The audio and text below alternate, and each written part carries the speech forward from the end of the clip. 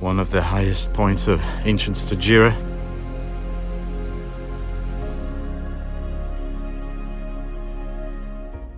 This is the village of Olimpiada. Behind me are the hills on which the ancient city of Stageira is built, birthplace of Aristotle. Some claim it is his burial place also. We will see a grave that might be Aristotle's grave. We are about to start our Aristotelian walk. It's 7 o'clock in the morning. This is Aristotle, and the quote they have chosen means in ancient Greek something like, the poverty of the many is to desire everything.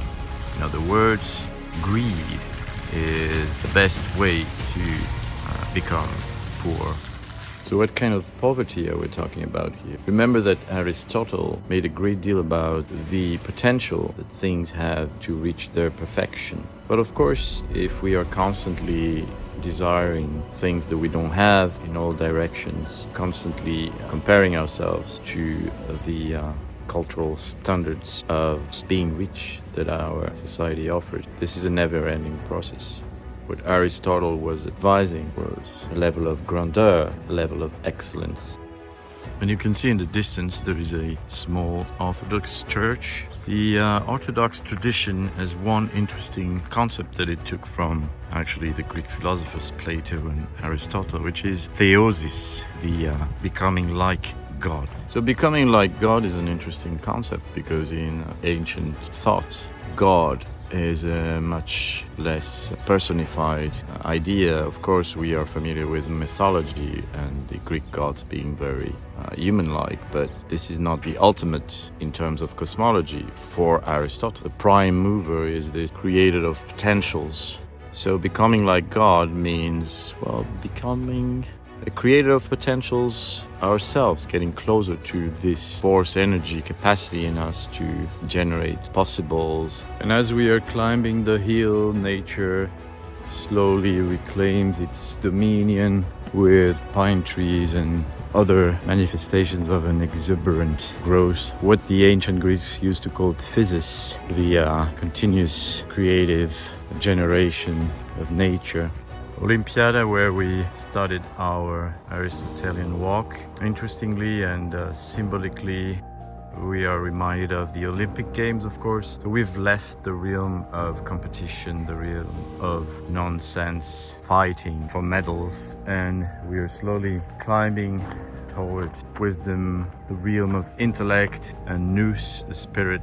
In the background was the ancient city of Amphipolis, where Alexander the Great started his conquest of Persia. Alexander is also famous for having been tutored by Aristotle. Behind me you see the walls of Ancient Stageira that climb the hill as if to protect us from the rest of the world, but in a manner that still allows for those who are ready to enter.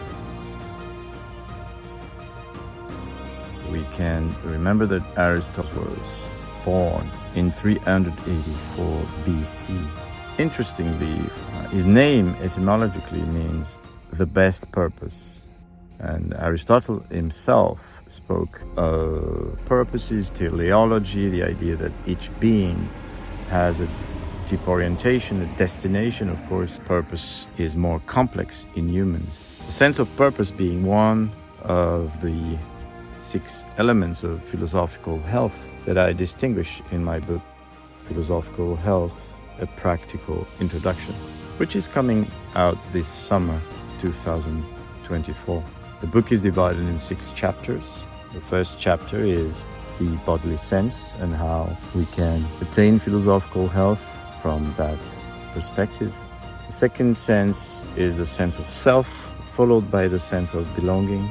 We then enter into the sense of the possible and, as I mentioned before, the sense of purpose. The last sense, the highest sense of this ascension that we are reenacting today is the philosophical sense.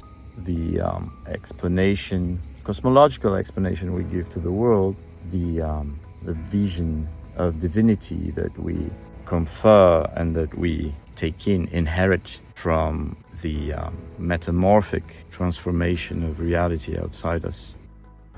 These are the 6 elements of philosophical health: the body, the self, belonging, the possible, our relationship with potential, the purpose, our higher purpose, the philosophical sense, which should never stop questioning, but which should also remain attached to the idea of grandeur and dignity, which I think was one of the core messages of Aristotle. His idea of eudaimonia, which is sometimes translated as flourishing, I'd rather say grandeur. We are approaching now the Acropolis. The views are quite stunning. One can imagine that they're not very different from what Aristotle was able to see in his childhood, first 18 or 17 years of his life.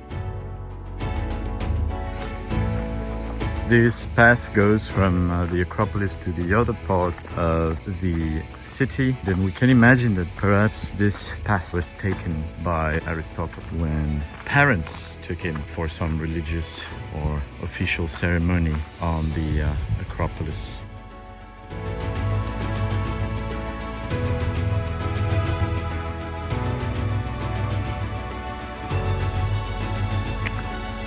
Here we see the remains of the Stoa, the assembly, where the richer and aristocratic citizens discussed laws and decisions.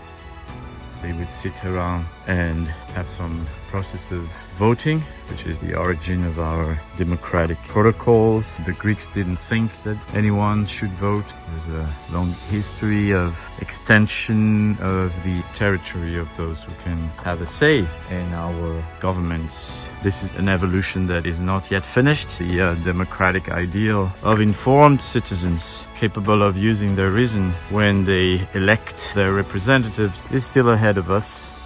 I am climbing the last stairs towards the Aristoteleion, which is the place that honors the life of Aristotle, perhaps his burial place.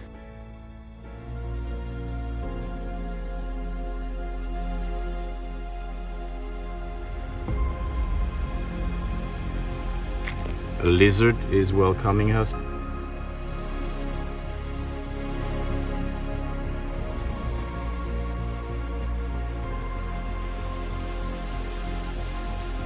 And here we are, one of the highest points of Ancient Stageira.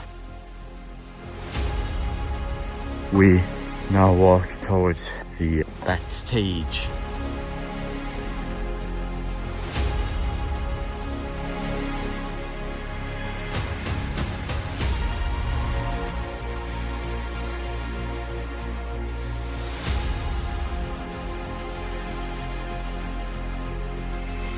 You can see there is a rectangular place which is thought to be the place where Aristotle's grave was located. He spent his childhood with a view that is meant to trigger the feelings of awe and wonderment that he thought were at the origin of philosophy. As we reflect on this burial space, we could say, and that's, I think, Aristotle's main message, to do what makes you grand, and to be aware that philosophy is the most natural way towards theosis, towards becoming closer to the creative energy, the creal energy that transforms and generates everything. Therefore, death does not exist, and the ideas that we represent are contagious. They are born to propagate over centuries. The grand acts that you will do today might not fit in today's society. They might feel like desperate attempts to maintain human dignity in a world of corruption, in a world of treason, in a world of deception. Nevertheless, if you do what makes you grand, this belongs to you. This is your inner strength, and no one can take your philosophical health from you.